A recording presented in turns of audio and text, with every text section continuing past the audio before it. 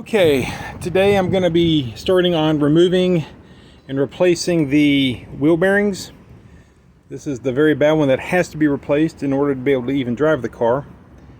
And so first thing I'm going to do, put some liquid wrench on there and soak it up real good and let it sit for a bit.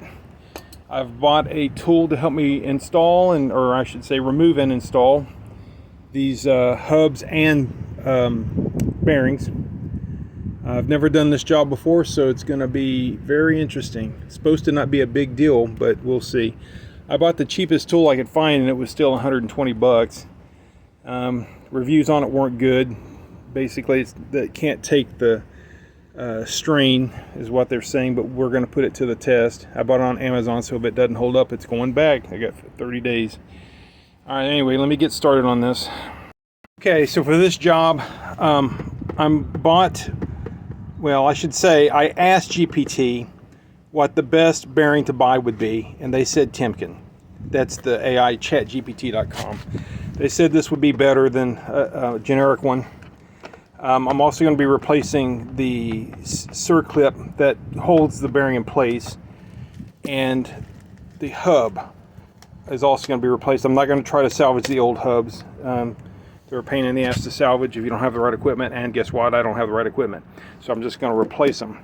Now this is a cheapo brand, but my understanding is these aren't as critical as the bearings. So I just bought a normal quality thing here, but I bought the best quality I could there. So these were all bought on Rock Auto. They had the best price. But I ordered 2 of these and they only shipped me 1. I immediately let them know about it, and they're going to be sending me another one, but it won't be here in time to install it today. I'll have to wait in a day or 2 when it comes in. So there's what the hub looks like, and the bearings, we'll see those later. Okay, so this is the set I bought to install and remove the bearing and hubs with. It's a thing that will supposedly let you press them in and out without having to remove the knuckle from the car. So if I had a stand-up press, I could have removed the knuckle and done it, but I don't even have that. So I bought this. This was like 120 bucks. I bought this on Amazon, and I don't know how to use it, and guess what? It didn't come with instructions. So I hope it's intuitive. I'm gonna have to figure all this out. All right, anyway, let me get moving. First step is to pull out the bearing, or I'm sorry, the hub. We're gonna pull out the hub first. I took some thick grease, basically my anti-seize grease, and coated the threads on this to protect them so that less likely to strip, at least in theory. I had to figure out which one of these C pieces I wanted to use. You got to pick one that fits on over the knuckle so that it can be pushed down and to give you an opposition force for pulling that way on the hub. Now, I'm not sure about this, but it makes sense. The end of the nut, that thing right there is called the nut, I guess. See how it's got a bevel? Let's see if I can point to it right there. Well, right there. That thing right there is beveled. So I'm assuming that is supposed to go inside the back of the hub. See that hole there? That bevel is supposed to fit inside that hub, and so you don't have to add something like this. I'm assuming. I don't know because I don't have instructions. But because of that bevel, I think that's true. I'm going to give it a shot and hopefully it doesn't destroy anything. So I was expecting a piece like this that would fit perfectly over this, but this one's the smallest one I have and it's too big. See, it's way too big. So I'm going to try this and see what happens.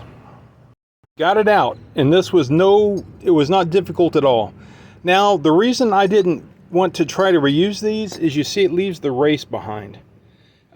There's ways to get that off. There's hard ways and there's easy ways. The easy way requires an expensive tool, but it's well worth it. And just research on YouTube. There's plenty of videos on that. But I'm only documenting this because I've never done it before. And if I can do it, you can do it type stuff. So there's the old bearing still in there. Now that means I've got to use the tool again to pull it out. And that's when these adapters come into place. I got to figure out which adapter to use for this bearing. Let me see if I can figure all that out. Okay, it's been 2 days, and the first time I tried to remove the bearing, it would not come out. So I sprayed another dose of liquid wrench on it and let it set for 2 days. Wasn't going to do it yesterday because had too many other things going on. But back on it today, and first rattle out of the bag, I got the bearing out. It gave me no trouble today. Why in the world would 2 days ago it give me all kinds of trouble? Is it because of the liquid wrench? Did that do it? I don't know. But I was prepared to put some heat to it. I was going to get that sucker off. Didn't need it. I don't understand it. All right, so I've got the bearing out. Now I've got to figure out how to put the new bearing in. I just coated the inside of this with the copper anti-seize grease. I don't know if you're supposed to do that or not, but I did. That was after I had already wiped it out real good with a paper towel. Cleaned it out with a paper towel. So let me see if I can figure out how to use this tool. You're supposed to be able to use it to remove and install. So I got to figure out how to install now. I'll be back. All right, so I've got the new bearing pressed in, and I got the clip on there. I used the old clip. I had bought new clips, but the new clips were just a little too stiff. I couldn't manage it. And the only way I could get the old clips in was upside down. So you're not supposed to do that. You're supposed to have the opening at the top. I don't know why. I don't know if that matters that much. But I cannot do anything about it at this point because I can't grab onto it to move it. I think I need better tools than what I have. But I'm just going to live with this. Put in your comments if you know why you're supposed to have it at the top. Maybe it doesn't matter. The setup I used to press it in was this. Let's see. So this is what I had. I had this one on the outside pressing this direction, and then this was on the back side. I had to put these two additional ones in for spacers because I couldn't get my socket on the end. The bolt stuck out too far, so I had to put these as spacers. And it pressed right in. First time it went in cockeyed and I had to pull it back out, but it did go in after that pretty straight and easy, normal. So I'm ready to try to put the hub back in. So I'm going to grease this up with some grease on the inside, just like I did the cylinder. And let me check on the back, see if any of that grease oozed its way out. There's my finger. I don't think it did. I just put a light coat. So that grease, we'll see if it affects the ABS sensors, the speed sensors. If so, then I'll clean them up or replace them as needed. These are about $10 each, so I'm not too worried about it. So yeah, next step is to press that in, and then I can start putting everything back together.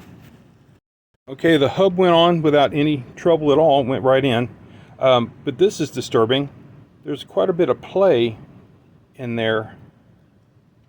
And I think that's okay because when you put the axle on and you tighten it to like 200 foot-pounds, it's going to crush that together. And there won't be any play then, I assume. I'm hoping this is normal. I honestly don't know. But we're going to go for it. And the bearings seems to be nice and quiet now. So, yeah. Keep your fingers crossed on this one because I don't know if this is this kind of play. It seems excessive to me. Maybe it's normal. So I'm going to talk about this tool set that I bought on Amazon. I paid about $120 for it. And I use it to remove the hub and bearing on the passenger side of my 2009 Mazda 5. And I abused this tool pretty heavily. And remarkably, it held up pretty good, except for one thing. There was a bearing that they had that went here. And I didn't notice that it was being crushed when I was using a breaker bar on it. I wasn't using an impact wrench at the time, I was using a breaker bar. I didn't notice that the bearing, which is the remnants, is here. And the bearing goes in between the head of this bolt and this contraption here, this assembly. I didn't notice it was being crushed, and then by the time it was over, and I had to use an impact wrench later, it damaged the top of this. So normally, I guess, bearings come out without too much trouble. I don't know, because this is the first time I've ever done this type of job. But my bearing was stuck in there. It wouldn't come out, and so I kind of abused the tool. I would have thought that the threads on this bolt would have been destroyed, but they didn't. They weren't. That bolt held up. And the nut for the bolt is this thing, and it didn't strip out either. So where this tool, needs to be durable, it is. This thing here now, to finish the job, I found this thing in the street and I used it to protect this piece here. And I used this part of the bearing that broke and did something like that. And that worked fine to get the bearing out. Now, the bearing came out easier for some reason the second time I tried it. It was 2 days later. The 2 days prior when I tried to do this, it would not come. So today, when I was going to remove the bearing, I was going to put heat to it, So the first thing I did was I hooked this tool up to it, and I put tension on it, but it wouldn't tension. And the reason it wouldn't tension is the bearing was coming out. So I don't know why today it decided it wanted to come out, and I didn't put heat on it, but it did. And it took quite a bit of force, but it wasn't impossible. This thing, I just kept hammering on it to get that bearing to come, and it would not. And the threads I thought would have been destroyed and wasn't. Now this here, that got destroyed, but like I said, I've got, you can work around this. You put a new bearing there or whatever. So I guess I'm keeping this. I have a 30-day return policy. I could return this thing all beat up and used up, but I don't think I'm going to do that because, first of all, I got the job done, and second of all, it seems to be an okay tool. So this is the brand of this tool is UDE or something. Let me check. It's printed on the box. Let's see.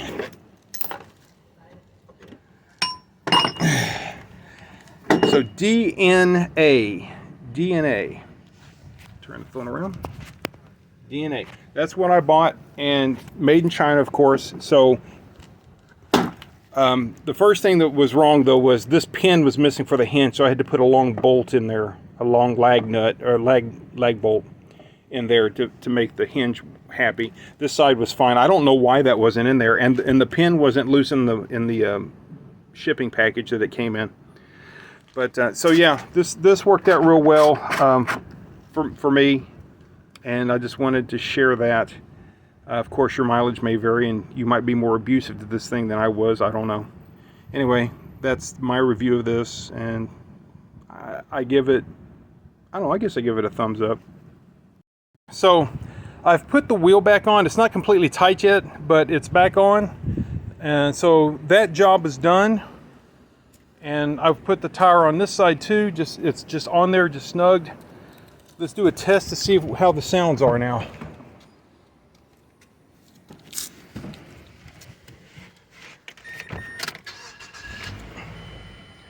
All right. See if we still have sounds.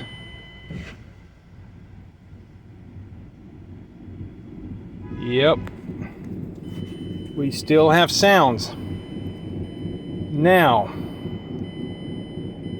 is it the transmission or is it the other wheel bearing? So I need help from my son for this. So get in here and hold the brake.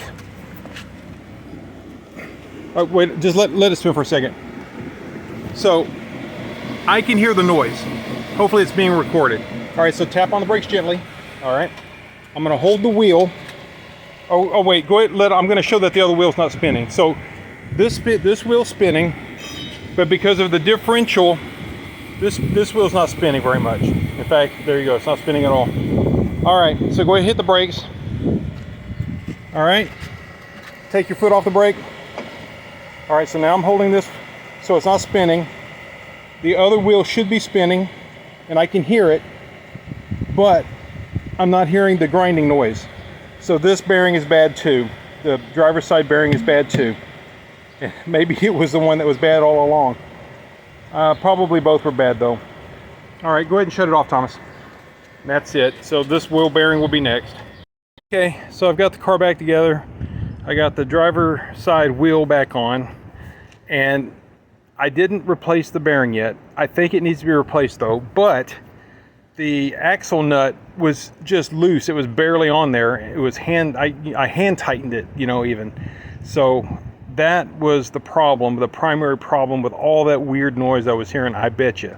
Even before replacing the bearing on the passenger side. Now I think that passenger side bearing was definitely bad because when you spun it, it sounded horrible. I bet you this one will do the same thing. But since I saw the axle nut was loose, I tightened it up and I put the car back together and just did a test drive. Now it's sounding the way it sounded before all this started. It sounds like a low rumbling noise as you're driving, kind of a hump, rumbling noise, I guess is what I'd call it. I believe that type of noise is because of the wheel bearings, and I think the rear wheel bearings too probably need to be replaced. So this wheel bearing and the two rear wheel bearings are going to have to be replaced to solve that problem. But it's not making that horrible grinding noise that sounded like the transmission was about to fall out. The other thing that I noticed when I was driving is the transmission shifted just fine. There were no problems. So I'm going to drive this for a couple hundred miles, maybe a tank or two of gas, and then I'm going to replace the transmission fluid and filter one more time, because I don't like how dark that fluid looks. Now that may cause it to start slipping, because when you let it get that bad, you're risking the transmission going out on you. But I'm going to have to do it because I don't like how nasty that is. And if the transmission goes out, then I get rid of the car and get something new. I've been wanting a new car anyway. So yeah, that's it for this video. This was my first time to do a wheel bearing, and it didn't go as planned, or how they're supposed to do. They're supposed to be real simple, right? They're just supposed to come zip in and out, and no big deal. But yeah, well, it didn't work out that way for me. So that's it for this video. Thanks for watching.